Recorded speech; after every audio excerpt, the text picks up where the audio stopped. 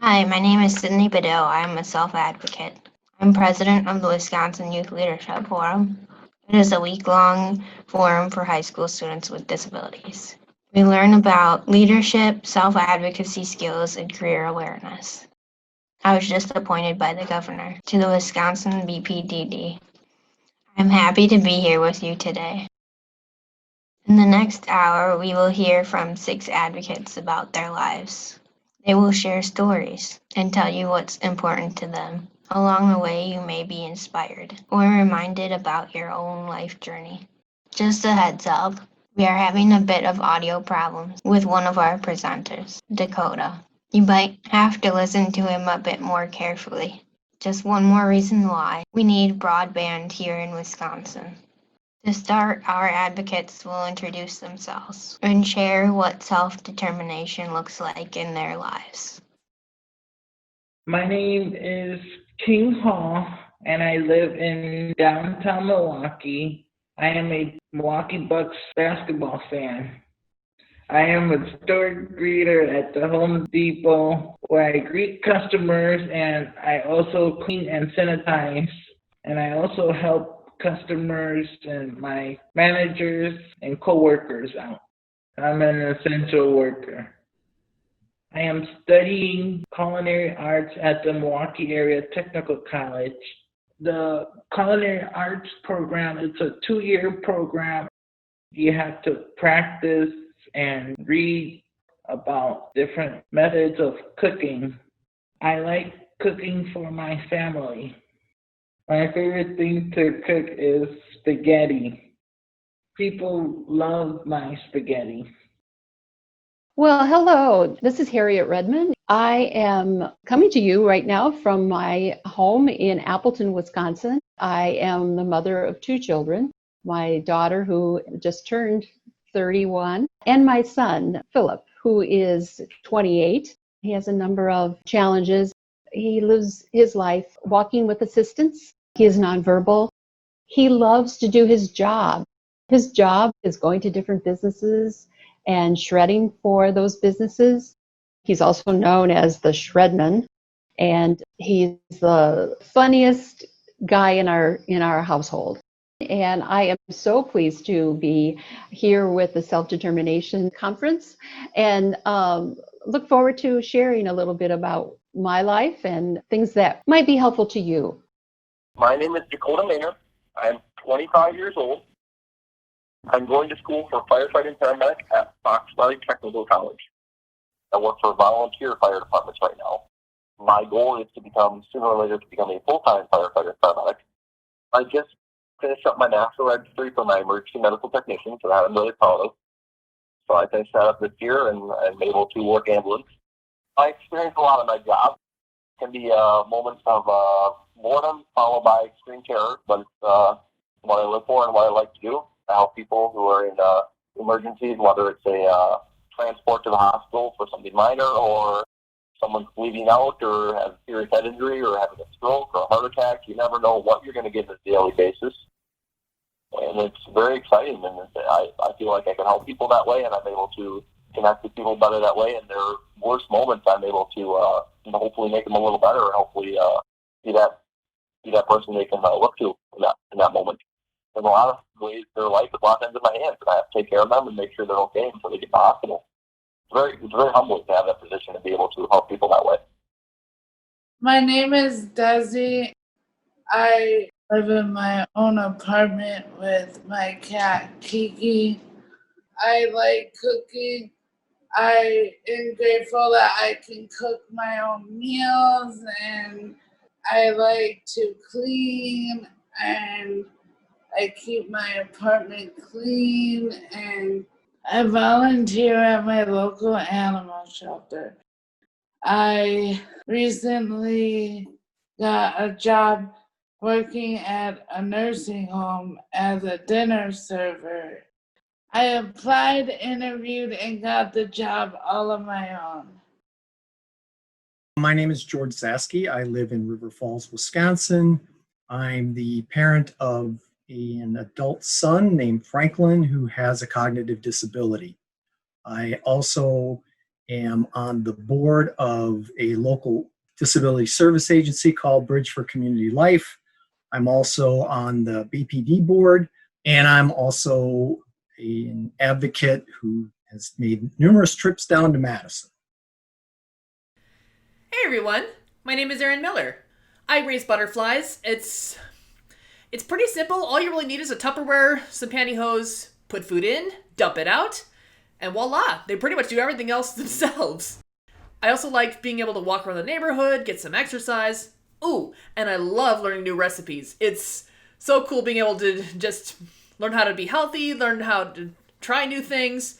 Sometimes I get the fire alarm going, but it's still fun to try new things. I live close to Milwaukee, and I have a hidden disability.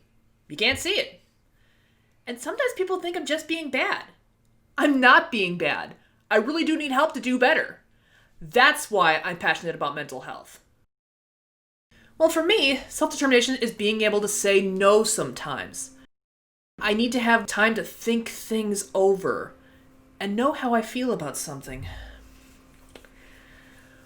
When something isn't right, when I'm having trouble finding words to say exactly what's going on, I go through a body check. Do I feel hungry, cold, thirsty? Am I in pain? Do I need to go to the bathroom? Things like that. A visual way of thinking about it is drawing a person on a piece of paper, like this, and pointing out where do you feel that? Do you feel it in your head? Do you feel it in your feet? Do you feel it in your belly? Things like that. The fancy word for it is self-monitoring and self-awareness, but basically it's knowing how our bodies and minds feel, how our emotions feel. Self-determination for me looks like that I work in the community. I am an advocate, and I'm on the Wisconsin board for people with developmental disabilities and the My Choice Wisconsin Member Advisory Committee. And I go to events like the Self-Determination Conference and the Disability Advocacy Day. I'm learning how to speak up for myself more. I want to participate in more advocacy events. I know myself, I sometimes get confused about self-determination. That I think, if I'm going to be self-determined, or I'm going to help Philip be self-determined, maybe he should just get whatever he wants right now. Maybe I should get whatever I want right now, because that's self-determination, right? We have choices, and we are able and allowed to make those choices. But as I've told myself, and I also tell Philip, it isn't always what you want right now that's going to get what you want. I think all of us who believe in self-determination and are self-determined recognize that it's important to know where we're going. What is our goal? What is it that we truly want? And then stepping back and looking at, well, what are the choices that I have now that will help me get there in the future? Self-determination looks like for me in my life is just working hard and really hustling to get stuff done and making sure that I do everything I possibly can to achieve my goals and be able to accomplish the goals that I want to do. Even if people doubt me or think that I cannot accomplish those goals, I push hard to prove them wrong. Self-determination for my son, Franklin. It can be as simple as I asked him if he wanted to participate in this program. And he thought about it and he declined, which he has every right to do. It's freedom to make choices and have the proper level of support for making those choices, because he needs assistance in developing what his interests might be, in expanding his horizons, in coming up with more specifics around what he's thinking about he wants to do in the future. Live independently and do what I want to do in my own apartment. If I want to have a snack at 2 a.m., I can have a snack at 2 a.m. and there's nobody to tell me that I can't. I'm a self-advocate. I'm on the WBPDD Wisconsin board. My favorite thing about being a self-advocate is that I give other people who have children with disabilities or other advocates hope. Hope that they have a bright future. Now that you've met our presenters, let's find out more about them. But first, let me ask you, how do you stay positive? What do you do when you are stressed? Here's what our presenters had to say. I smile, I work hard, and I help people. To release stress, I exercise and I cook good food. Well, some of the things that I do to stay positive and stay on track, I use mental health apps that you stop and you just identify what you're feeling, and you can write whatever you want. It really helps in moments that I want to swear at somebody or like when I feel like I'm going to have a meltdown. I have 2 tattoos that, oh my God, a couple years ago I got one that has the word warrior, because a warrior keeps fighting, and the semicolon, it means I choose to move forward or choose to go on, because that's what a semicolon meaning is. And then I have another one on my left arm that is a semicolon, and it has rainbow colors, and it has dripping paint because I wanted it in my own style. The way these tattoos keep me strong is they're always there. And my family and friends and Kiki help keep me strong too. I sometimes feel like as a parent, we sit on a razor's edge between hope and despair.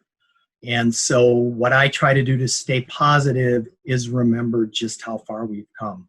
One of the things that he had for years are braces. And I have a couple of those braces that I keep kind of as a reminder, quite frankly, because I look at how small his foot was and the progression of how many different braces.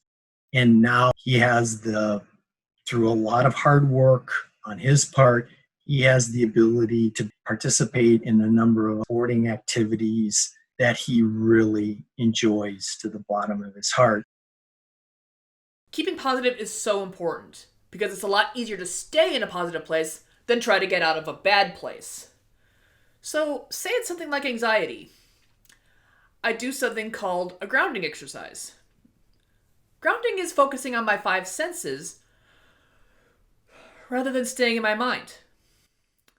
I find 5 things I can see, 4 things that I feel, 3 things I can hear, 2 things I can smell, and 1 thing I can taste.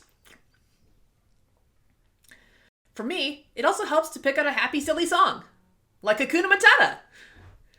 But everyone's different, and different things might work for you.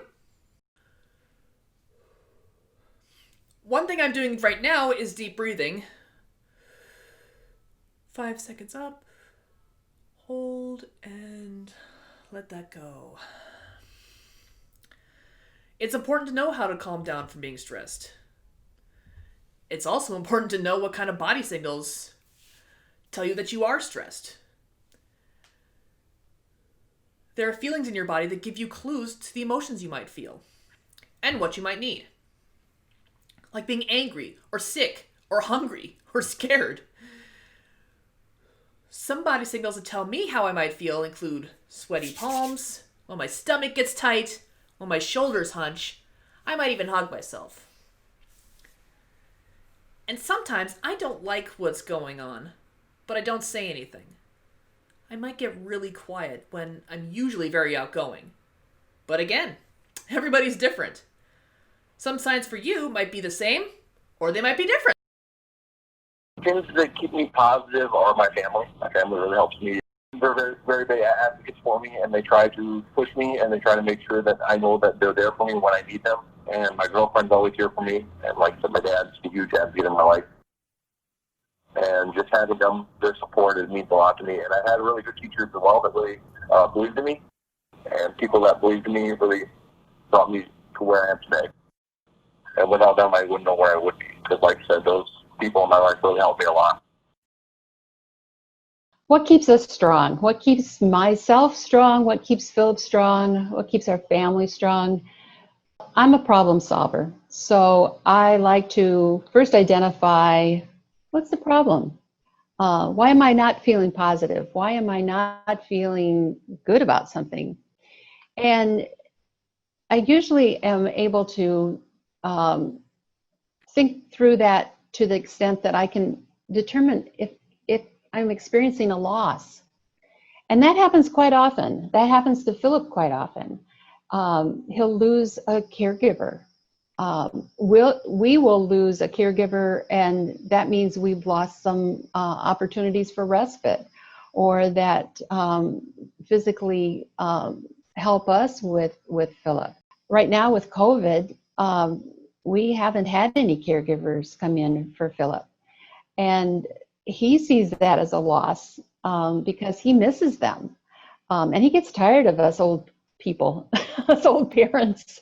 So sometimes it's a loss, and sometimes that loss is just temporary, and it will be replaced. But right now, COVID feels not so temporary. We're getting a little tired of it, and so one of the things that that brings me to is, how can we accept that loss and accept that things are different now, and what can we do positively? And oftentimes for us, that means we do something fun or humorous or just something different. Sometimes it's just looking at pictures in a scrapbook. Philip likes to do that. Or revisit a video that he enjoys. He loves bowling, so watching bowling videos is a big favorite. Sometimes it's just taking time out to say, this is what we're going to do now, and it's okay. We give ourselves some time. We give one another that grace, that faith that it will change again. But for right now, we're just going to take time and embrace what we have. Take time and embrace what you have. That's a good reminder, especially in this COVID time. For many of us, it's been life-changing. This brings us to our next story. We asked our presenters to share a story that changed the rest of their lives. At one point or another, I think it was in high school, one of my teachers told me that I would never be able to be a firefighter. And I really worked hard to prove her wrong, and I have now to this day. So I proved her wrong. I work for 2 different volunteer fire departments, as well as a full-time ambulance agency.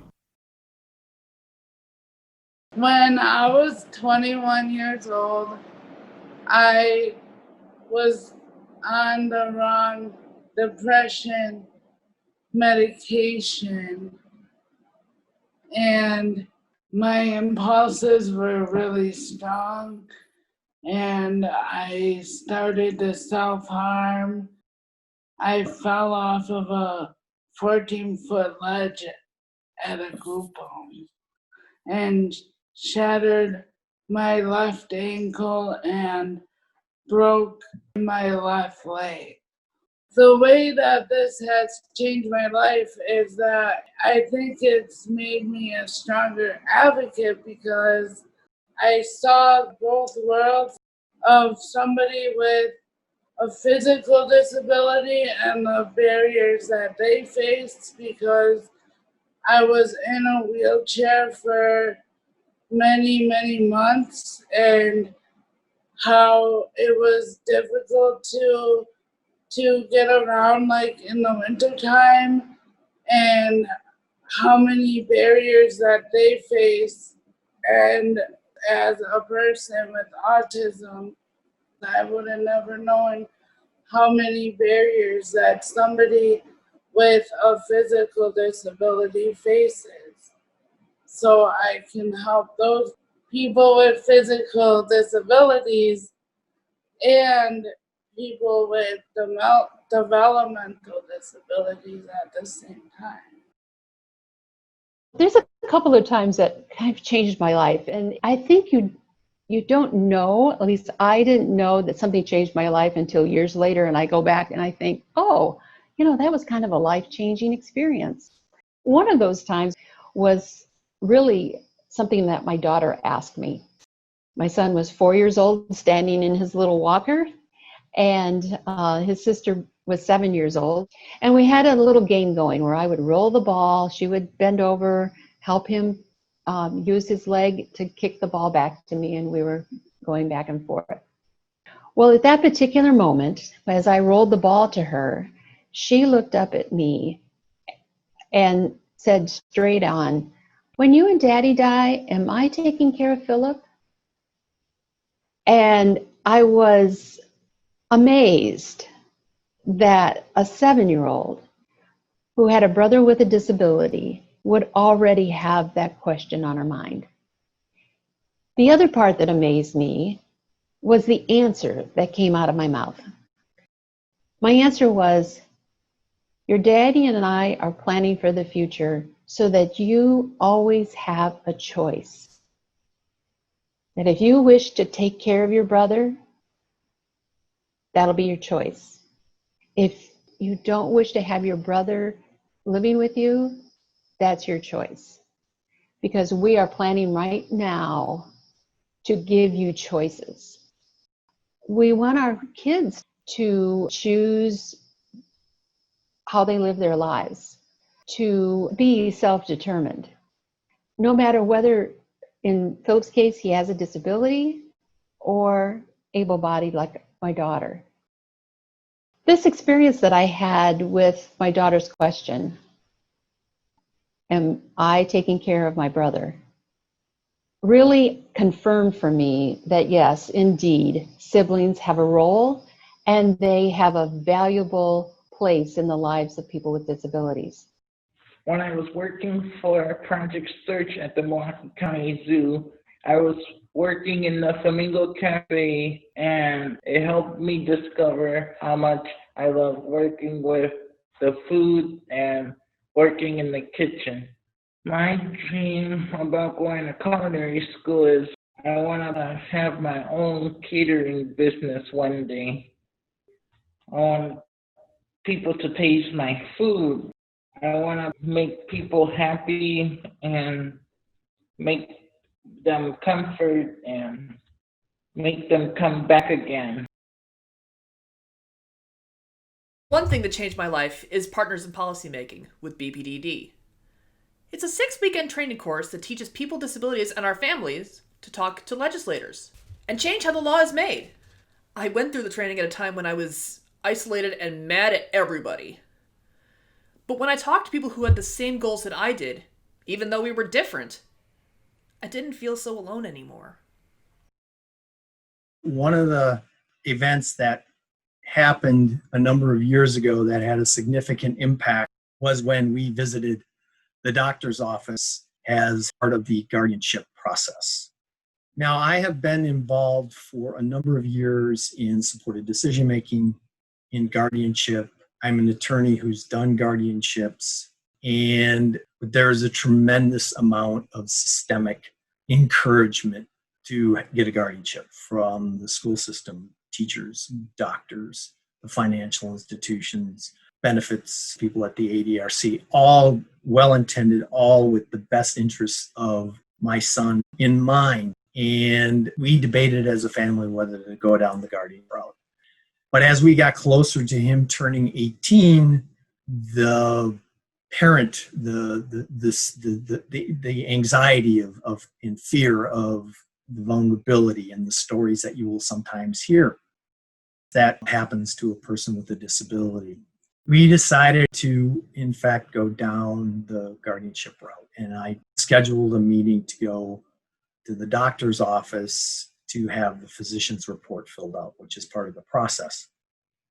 Now, the doctor that we had was one that Franklin had known since he was 3 or 4 years old.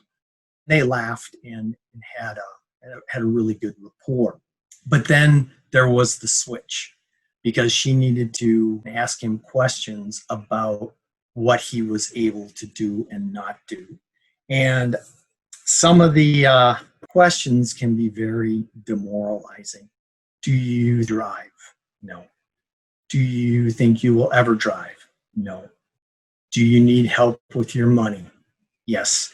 And as she's asking these questions, my son, who's sitting right next to me in a chair, starts to round his shoulders. His eyes, where he was looking at the doctor, start drifting down to where they're just focused on his feet. His voice is really soft. It's barely above a whisper, and I swear to this day, when I looked at him, it seemed like he shrank. And we got through those questions and just took the life out of him. And we got out of that visit and got in the car and drove home. He never said a word. He just went to the sofa, and seeing the impact of those questions on him, to see him go to someone who has had the color drained from his face, a slump to his shoulders that just was devastating to see. We decided as a family we weren't going to go with a guardianship.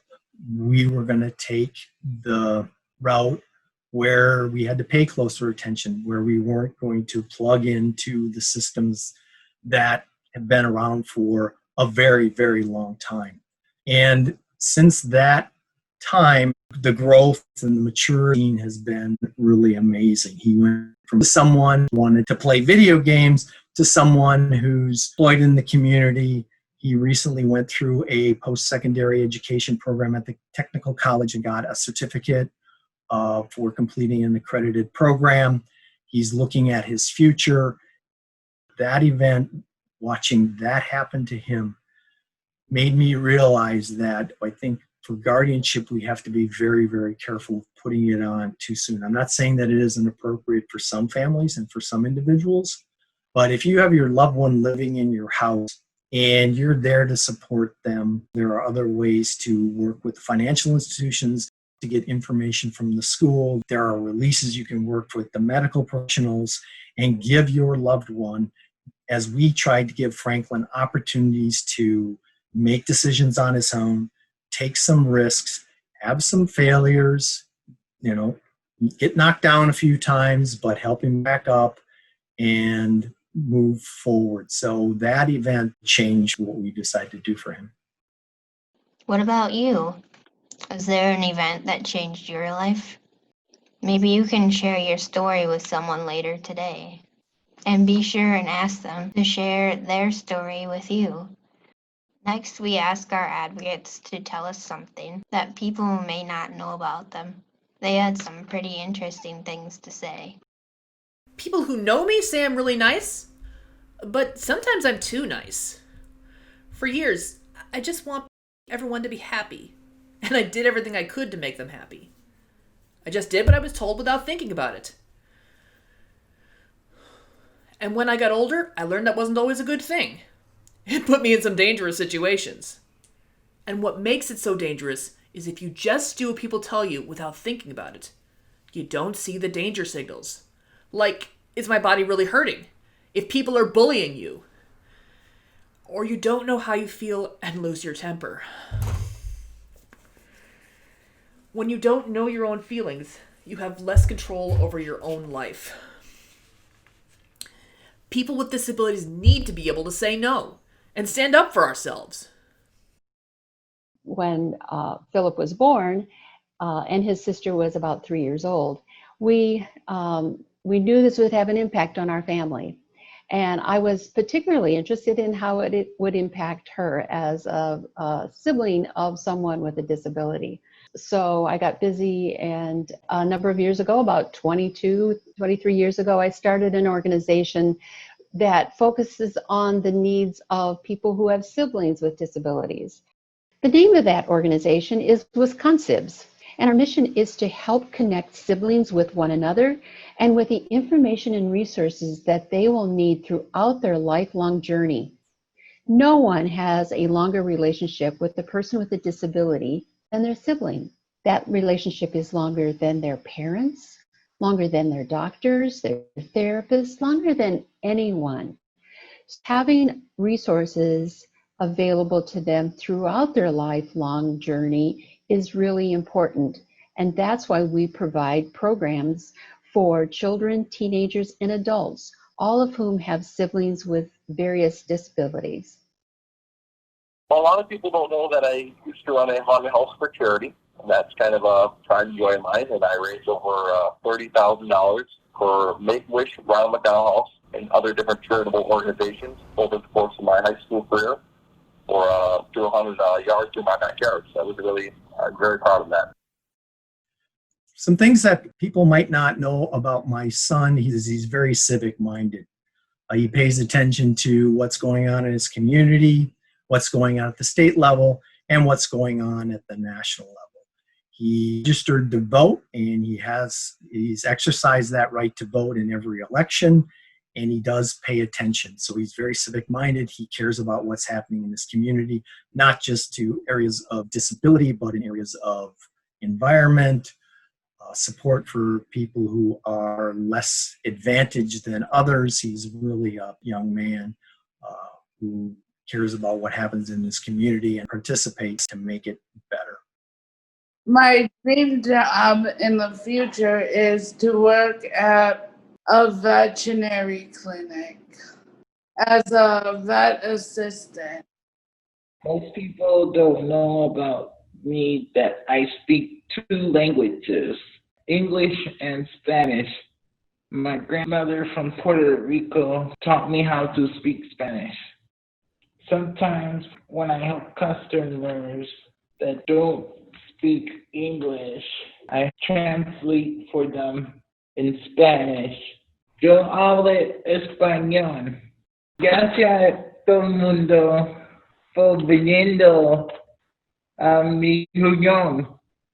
I said, thank you everyone for coming to the meeting. That's pretty cool that you can speak 2 languages, King. Now a few advocates will share a story that is meaningful to them.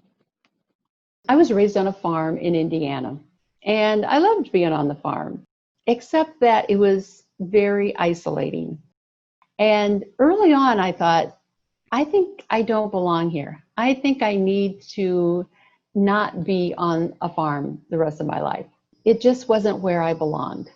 And I think that is something that we struggle with Philip, is where does Philip belong? Right now, we see Philip belonging to our household because we haven't found a place where he might live his later years. And I really hope that we find that place he belongs. I started out as a parent being in front of him, if you will, metaphorically. And then I got to where I'm standing next to him as he's going through life.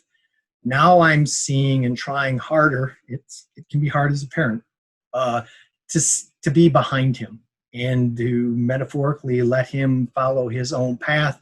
And if he ever pauses and looks back and gives me a nod, I'll come up and we'll talk about what he needs to do to keep going forward. But I'm trying to do, as a parent, less and less thinking for him and being out, being available for when he needs some assistance. And then hopefully building a framework so that others can step in and help him as well in the future. In my experience, people don't realize how much I really understand, how much I know what people are saying, even though they think I don't know what they're saying, but I do know what they're saying. That make me feel alone. When I used to live in an assisted living situation, I reached out to the local police department for help. He wasn't prepared or trained to deal with people with disabilities, and he took me as being disorderly, and I was really having a hard time dealing with the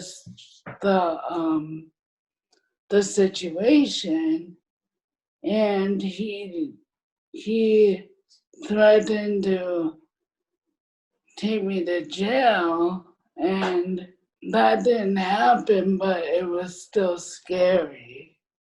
Because of the interaction, he went through training to deal with people with developmental disabilities and autism.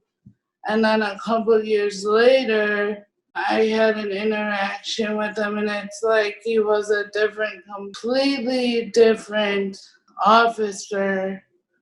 And we are actually best friends now. And I think I have taught him a lot. And honestly, he didn't think he was doing anything wrong.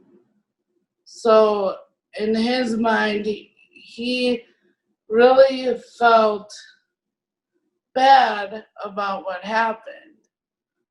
But I told him that it's okay because he didn't know. And every time he sees me walking somewhere, he stops and says hello. Great story, Desi. And one with a happy ending, too. It shows that we can all learn something if we just take the time to listen to one another. Maybe you'll learn something new or be helped by our next question. We asked our presenters, what advice do you have for our other advocates, parents or professionals? Well, what I would say is focus on the ability to regain control. Focus on the ability to regain control. And not on getting people to do what they're told. I mean, really, how good are you at being nice when there's an elephant standing on your foot? When it feels like that? Would you be like, please, sir, remove thy pedals from ours, wilt thou? No way. I would be like, ow, get off my foot, that hurts! Some people tell me it's not nice to be angry at people. Well, yes, I am angry. I'm really hurting and need to be able to speak up. Even when I'm tired and not at my best. A little grace from and for everyone can go a long way. During COVID, we have missed our caregivers. Philip has a number of caregivers that we hire to come in and take him to his work and take him out to swim and enjoy the community and be involved in the community. When we have caregivers come into our home, we like to spend a little time with them and listen to them. And what we really enjoy, my husband and I, and Philip too, we enjoy hearing about our caregivers and what they enjoy, what their stories are, what their lives are all about. And it's a gift to us to learn that. But what I've learned is it's a gift to them too, that when we take that time, they appreciate that. And they feel closer to Philip. They feel closer to us.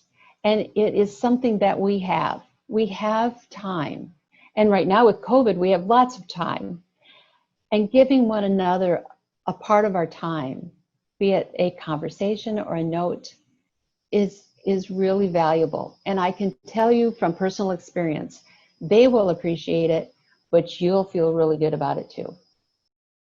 My advice to people that are self-advocates is to be proud of who you are and do what you need to do to prove others wrong if you need to, and be able to be yourself. I mean, don't let anyone hold you down, and make sure you communicate with others and are decent to other people, and hopefully people will be decent to you. And if they're not, then that's on them. I mean, just be a good person and try to explain to other people who you are and why you're that way, and try to educate other people would be huge. That's a huge point in my life, is to educate other people on my disability and how they can better understand it, I guess. My advice for a parent is to advocate, advocate, advocate. You are their biggest supporter, and you are the person that's going to either make or break them in a lot of ways. So if you're a good advocate, I mean, you will make them go a long ways, and you'll be able to help them quite a bit. And everything you do will make a difference in their life if you're an advocate. You need to be an advocate for that person. You need to, no matter how much hard it is sometimes, you need to really communicate and open up communications with school, with work, with whatever you have to do to try to help your son or daughter become a better person. Advice I would give to parents, we've sort of developed in our family over time. First was try. No matter what you come across, try. That's what we aim son to always remember to do, is try. And that also then would be on me as a parent to keep trying to create new paths for him, to support him as he tried new things. But one of the things we've added in recent years on the front of that is dream big, try. It is possible to dream big and to try. So that's what I would recommend to every family, is to figure out what those big dreams are. And sometimes it's hard to tease that out of my son. He has sometimes difficulty articulating what it is he's looking for. We've been getting better over the years, but that's what I would encourage people to do. And I encourage all families to open an ABLE account for their loved one. We're made a habit of taking some of his earnings and putting it into the ABLE account, because that will allow him to accumulate funds to purchase something bigger. Because right now, people with a disability are limited to about $2,000 in assets. And then setting up a special needs trust, because I think at some point in time, if he wants a good quality of life, or we want a good quality of life for him, there's going to need to be other resources available to him in the future than just SSI and his part-time employment. You have to do your best at what you're capable of. Don't give up, and try again.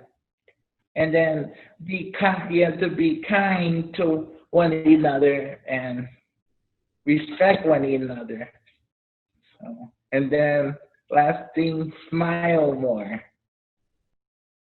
Smile more. Who can argue with that? This brings us to our last story. This year's conference theme is Turning Vision into Reality.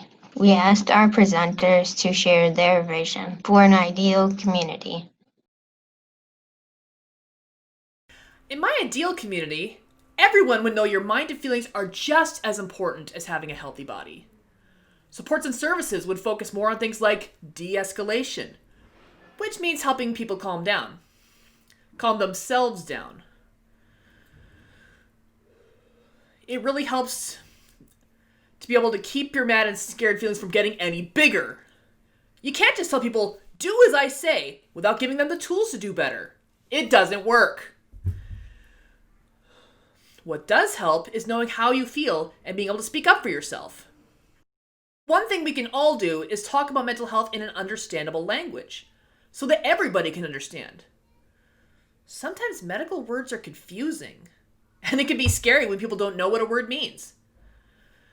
It also becomes a lot harder to be included when people around us are scared to talk about mental health. We need to talk about ways to support people with mental health challenges and include them in our communities. My vision for an ideal community is inclusion of all diversities and understanding of all disabilities and accessibility for all. It's one that allows my son to live in a home in that community, and he's welcomed and accepted. It's where he can walk down the street and people recognize him. He has real connections with his neighbors. He has friends that come and go. He has ways to get around, things like bicycle paths, ride share. There are employment opportunities, recreational opportunities. What has to happen for that ideal community is my son has to be ready to participate in it. And so we've been spending time working on his various skills to be living out on his own. This past summer here at the beginning, we bought a lawnmower so that he can practice cutting the grass. We're going through ways to improve his eating habits by encouraging him to cook on his own, but using healthy ingredients. Things like being responsible for paying his bills, understanding the budget. So those sorts of things he needs to have in terms of skills when he's on his own, because that is the goal. That is what we've been shooting for. That is, I think, what he wants. I don't think he wants to stay living with mom and dad too much longer, but we need to make sure that he can have success out there and getting him out in the community so that the community can see him and he can get more experience in a variety of circumstances and situations. My vision is there will be no COVID-19 virus, no crime or violence, and my dream community will be accessible, no barriers for people using wheelchairs. People would be kinder, and people would get along with each other and work together. We need to wear masks, wash our hands, and keep social distancing. We need to listen to each other. We need to include everyone. My vision for an ideal community starts with a mindset, with an attitude of a community, one that respects one another, is concerned about one another, and embraces the capabilities of each person to the good of the whole community. The first step I would take in creating the ideal community is knowing yourself, knowing your values, knowing what you want, knowing who you want to be around, knowing what makes you your best self, what makes you happy. Sometimes you have to reach out to other people and find out how they see you, what they would suggest, what they feel is your strength, even your weaknesses. But all of that, your whole community helps you know yourself. And that, ironically, helps build a stronger community. My vision for an ideal community would be for everyone to communicate and get along for the most part, and for people to understand each other better. I know that's a big vision, and that would be very hard to accomplish. But I think it is possible that we can accomplish small parts of this to start with and go from there. And I believe that if you open up the lines of communication between people and people are more understanding of each other, I think that would be a huge accomplishment, and I think that's foreseeable in the future.